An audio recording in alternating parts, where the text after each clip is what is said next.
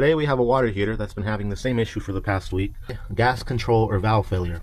First you turn the gas off. There's a lot of spider webs in there.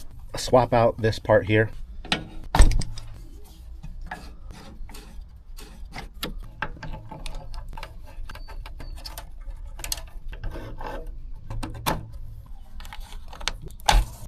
Hose hooked up, drain in the tank, gas control valve.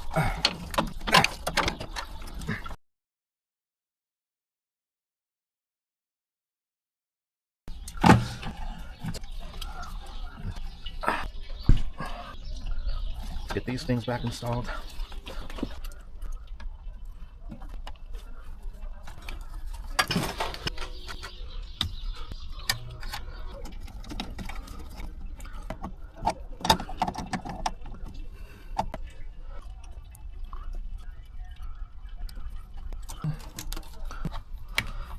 Okay, gas control valve is in place, all the connections have been made, and we assembled this gas sediment trap. Just going to clean up the water here in this pan. That's about it.